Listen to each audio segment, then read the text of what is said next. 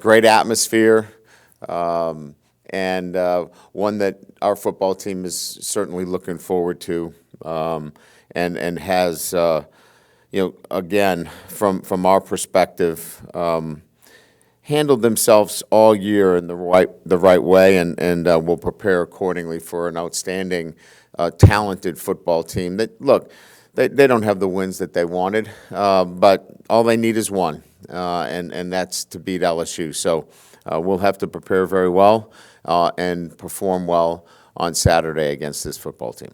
So with that, we'll open up the questions. Coach, just on the offensive line, how are y'all working Garrett Dellinger back in, and just, what's the update on the offensive line going into this game?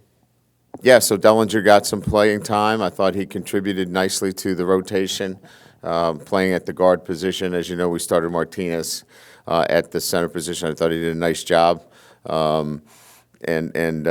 Again, I think, Dellinger's best position is and more comfortable at the guard position than he is at the center position, so we'll continue to work him in. Hey, Brian, you mentioned coaching against Jimbo. Did it 4 times when you were at Notre Dame. What are the hallmark of Jimbo teams, and what's it like coaching against, preparing against him? Always talented. He's obviously a great recruiter, and he's talented. He's had talented football teams every year that I've gone against him. Again, the calling card has always been outstanding offenses, the ability to play aggressive defense, and just good football teams. And they've always been great games, and look forward to another great matchup again. Brian, you'll have the chance to win 10 games in regular season. It would be the second time that's done here since 2012. Obviously, you've done that a few times already. Do you find that there's anything significant for a program just to be able to reach that benchmark? No, I don't think they give you any ticket tape parades or anything that's. But 10 wins, is certainly a benchmark. I think, and when people look back on seasons, I think it does a lot in terms of solidify your postseason opportunities. I think it puts you in a different category. But I don't think you go into the season going, hey, we got to get to 10. I think you go into the season thinking about, winning the SEC West. This is an important football game because we want to continue to get better as a football team as we go into the SEC West Championship game. So it's important for us because each week for us is we're building something within our program. As I mentioned, the UAB game may not have been as important to other people outside the walls, but inside the walls, that was a huge game for us in terms of, doing our job, the way the job needs to be done, when it needed to be done, and that was really important for us. That was a big hurdle for us, and this is another one. It's going on the road against a really talented team that has nothing to lose, and you have to play well because they will play up to you. So I think we just think more terms of challenges within the program than particular wins at this point. Coach Kelley, to your left over here. Just what does the holiday week present as far as challenges to get your team prepared on the road? Just kind of take us through your schedule and how it works for you. Well, I think the same, challenges on the road, are there for you. Thursday we handle a little bit different. We'll practice in the morning, but we'll have Thanksgiving dinner together. We'll bring the coaches' families in. The players will be with us, and share Thanksgiving together. We'll release all of the non-travel players after practice in the morning so they can be with their families. And then really from there it just becomes a normal Friday for us where we'll have meetings at noon and then, board the plane around 3, 4 o'clock and get into College Station around 6 o'clock. So then it just becomes business as usual. Yes, it's just the Thursday really that alters just a little bit. Hey, Coach, when you were named the head coach at that podium, I think you were asked about discipline, and you said it was going to be on the players. The team was going to need to discipline themselves. What players or what leaders have you seen that have emerged in that regard and taken ownership of the team? Well, as you know, we break our team into SWAT leaders, and we rotate that throughout the entire football team. I've never been really a believer that there's just 3 or 4 captains and they just that's it. I like roving leaders. I like that to come from all forms, from freshmen, sophomores, juniors. For example, some of our great leaders have been, Mekhi Wingo, who's a transfer from Missouri, who's just a sophomore.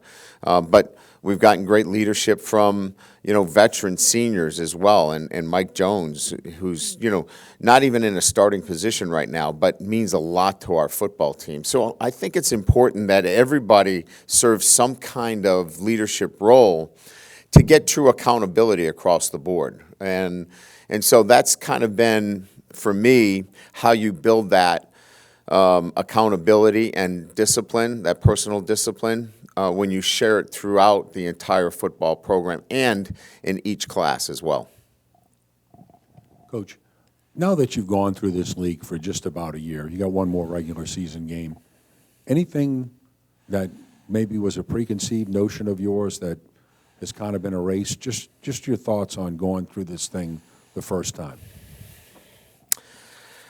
No, I think it's lived up to what I had thought. I mean, it's difficult. Each and every week is a challenge. And you look at the Arkansas game, we played, a team that you saw what they did this past weekend to Ole Miss. I mean, you have to play well. And, a lot of people looked at our 13-10 game and kind of, said, what's wrong with them? There's nothing wrong with our team. It's each and every week the challenges that you get in this conference. You better be ready to play. There's no week off, and that's exhausting. That's tiring. That's why I was so proud of the performance of our football team this past weekend against a dangerous UAB team that can run the football as an outstanding back. That requires effort. That requires grit and toughness to stop a run team like that. So, no, I don't know that anything has really surprised me as much as I think, being in this business as long as I have, I think I got to know the SEC and how difficult it is from week to week, and it's lived up to that. Hey, Coach. Just wondering if we could get an update on Josh Williams and if you think he'll be back this week. And then Noah Cain's season opportunity last weekend. Just what does his role look like moving forward, I guess? Yeah, I think Noah Cain has helped himself, right? I mean, he's not flashy. I don't think he's going to be a guy that makes a ton of people miss, but does he really have to, right? He plays with low pads. He's physical. He's smart. He catches the ball coming out of the backfield. He's reliable in pass protection, and he's tough to bring down. I mean, I just think I mentioned 4 or 5 things that are pretty good to have.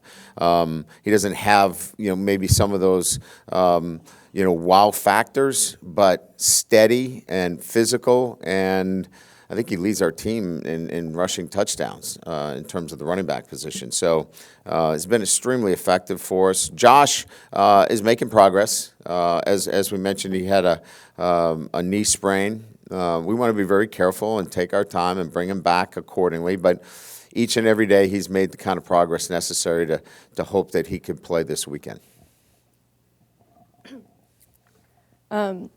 You talked about Mekhi Wingo, but what points of growth have you seen him and Jaquelin Roy this season? Obviously, the defensive tackle position was not very deep after the loss of Mason Smith, and just how have they enabled others to succeed around them? Well, Mekhi is the same guy every day. And in terms of his work ethic, in terms of what he does in the classroom, he brings a great role model to that room on a day-to-day basis. I think J. Roy is really steadied himself in terms of what he's done on a day-to-day basis. On the practice field look, he was banged up a little bit earlier in the season, had some back issues, and I thought there was some inconsistency early on, but he's really steadied himself to give us really good play here down the stretch. And again, when you're better in November, especially at that position, which, as you know, is a high contact position, says a lot about how he's taking care of himself and doing the right things. And I think both of them are different players, but I think both of them have really, down the stretch here, have been really important for us. Brian, you mentioned Noah's intelligence. We interviewed Greg Brooks after the game, Noah as well, and I was really struck by how well they carried themselves throughout the interview, answered the questions that were asked, those kinds of things. How underrated is intelligence in football, and how much has it been a key to this year's success? Well, you bring up both those guys. They were guys that we brought in from the transfer portal as well. And I think, many people have asked us many times about the transfer portal. I think it's one of the areas that can really get you in trouble or really can get you out of trouble. And I think it got us out of trouble because we took great character kids that could represent our program in a positive way, both on and off the field. And I think you bring up the point is that both of those guys immediately helped us build the right standards in the program and have obviously been real consistent performers for us, and in particular, Noah down the stretch here for us. So I think when you go into the transfer portal, you better know what you're getting, and if you don't, then shame on you. And I think we knew what we were getting with those two kids. Ryan, kind of, I guess in some ways building off this and looking ahead, the transfer portal windows are going to open up pretty Yep. soon after the SEC championship game, especially with y'all playing that game. How do you manage those kinds of conversations with players and just as a staff getting ready for that window to open up? Yeah, so those are ongoing. You have to kind of balance them, accordingly through the season. We used a lot of the bye week to kind of get ahead of some of that stuff. Some of it is you have to react, but you're hoping to be less reactionary and much more proactive in that. But I think everybody knows what those dates are, and some of those conversations will have to take place, once the window does open up. I think it's safe to say that you all have been a pretty healthy, relatively healthy team throughout the year. Yeah. To what do you attribute that? This is probably the fewest major injuries that I can remember in a season in a long time. So putting together a team that represents that end goal, and that team is, our sports medicine team. It's our nutrition. It's our strength and conditioning. It's all of those. It's sports science. It's that whole team working together on a day-to-day basis. It's educating them and making sure that our players understand that if you want to be better in November, you better have a comprehensive plan that takes 365 days into account. So January and February and March, you're not out doing crazy things. And what I mean by crazy things, that you're overtraining, but you're training appropriately, your football team. So when you get to these days, that you don't have soft tissue injuries, that you don't have injuries that keep your kids out of practice. And I think it's how you practice, making sure that your players take care of themselves. I can tell you that in our spring, we didn't know how to practice, and we learned how to practice the right way. So we would be at this point and have the players available in the month of November and getting stronger as we went along. There was intrigue when you took this job about you recruiting in the SEC, and a lot of your first 2 months in the job was recruiting Harold Perkins, I'm sure, from when he was committed to A&M. I guess, what do you remember about that stretch and kind of getting Harold Perkins to LSU? Well, I remember everybody being up in arms when he committed to A&M, and I remember telling everybody to be patient, and that if we just be patient and we keep at it, we'll see what happens. And I think in recruiting, a lot of this is, early on here is just keep at it. Be patient. Keep doing it the right way. Keep presenting who we are and what our plan is for your development. And you have a chance to get anybody to come here and pull our base. As I said before, make sure that we know who the great players are in this state. So I think we've done pretty good in making sure that those things are occurring. Coach, I've had some people ask about Quincy Wiggins and how he's progressing and what is he learning and how's he coming along as a local talented kid. Yeah, that's a great question. Obviously we've made the decision to redshirt him. He got to his 4-game threshold, and we pulled him from, obviously dressing, and certainly that was the message I think that was sent to everybody.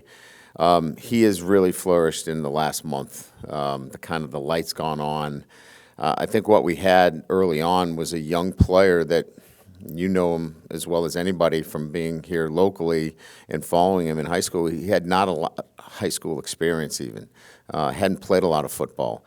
I think coming down with us and me getting the chance to see him every day on scout team, he's learning how to play the game the right way, and pretty excited about him moving forward.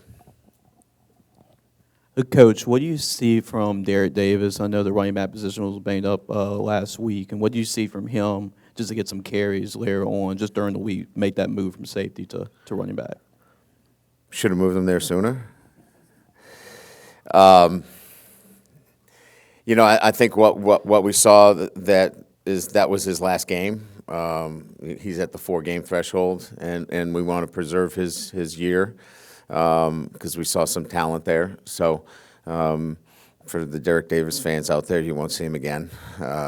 He's done for the year. But yeah, pretty excited about his future, and you know, we want to preserve the years that he has left, and it doesn't make sense now to put him in a game and have that be the 5th game. That's not fair to him. He made a decision to help us out, and we're going to make sure we help him on his end too. Coach, given that you guys never really given that you didn't really need to have to be as aggressive in the portal when you were at Notre Dame, what sort of lessons did you take from this past season when you had to be more aggressive in the portal that you can take into this year? Well, it's kind of what I've alluded to. I think any time that you go in and take transfers that have been in other programs, you got to make sure they're not carrying a lot of baggage, and you got to make sure that they understand the standards within your program, what your expectations are, clearly, that there's no promises other than the things that you want accomplished within your program. And it's just clearly communicated as to, you know, what the things that you're looking for in making this transfer. As you know, a lot of them were from the state of Louisiana.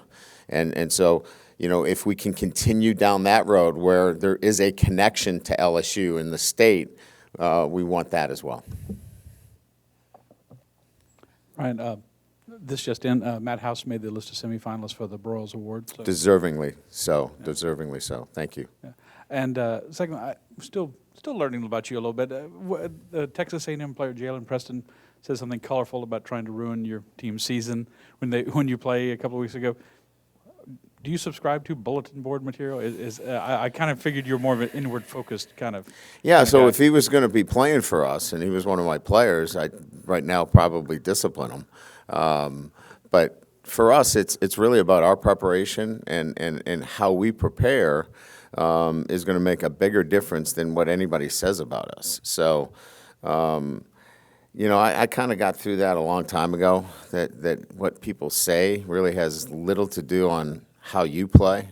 Look, we know it's a rivalry game. We know it's A&M. Our guys know that. They don't need any more motivation to play this game. So that's a distraction. We'll focus on what will get us to play better, and that's our preparation, and we'll focus on that. Coach, kind of piggybacking off what Scott said, usually around here when a defensive coordinator has a lot of success, people try to cherry pick him. Are you concerned about that at all? No. If Matt House gets an opportunity where he thinks he's, you know, going to be better for it, I will help him in any way possible. You know, I think that's part of this profession. He's done an outstanding job. I don't know that Matt House came here to be, you know, the defensive coordinator for a year. He's going to have to run through his family and his wife. I think they like it here, but that's up to Matt. But I would never be in the way of any of our coaches if they have an opportunity to move on to be a head coach. I would fully support them. You mentioned the great job Jaden did this past weekend. You played him a little bit longer than I was expecting. Just your thoughts on him trying to, you know, keep up his, I guess, efficiency and production, and just where he is at this point in the season with 2 games remaining. Yeah, so I think more than anything else, it's about him continuing to prepare the right way that allows him to play assertive and aggressively. And that, I think, is where we are with our quarterback. I felt really good. I know he felt good about his preparation. He'll need to do that again this week. I'm not going to give any excuses as to why he didn't prepare as well or couldn't prepare as well, but that Arkansas week he had the flu, he was sick, it wasn't the kind of preparation necessary. It was great this week, and we're going to have to stay on top of it again because we can clearly see when he prepares well, he plays well. Hey, Coach, as best you can tell, why has A&M struggled so much this year? It's a young football team. It's a very talented football team, but it's young. And so, you can see at times it is really scary. And then sometimes, there's a loss there of maybe some focus. But this is if they put it all together, it's not a team you want to be around when they put it all together. It's a very talented football team. Hey, Coach, right up here to your left. So it seems like in the past couple of weeks, a good bit of your players have gotten sick with the flu. But Harold Perkins played his best game. You said Jaden could have prepared better. What's you think's like how motivated they are to play, even though they have to sometimes play through illnesses? Yeah, I think they all want to play, regardless. Damari Tolan had 102 temperature on Friday.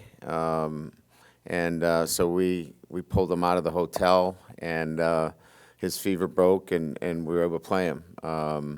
Kayshawn was sick. He tried to play. We gave him an IV. He couldn't answer the bell. I mean, everybody's individually different, in terms of how they get through it. But they all want to play. They all want to fight through it. And generally, we've been very lucky that it's been a quick-moving flu in terms of 24 hours. And once they get through it, they've been able to bounce back and play for us. Great. Thank you.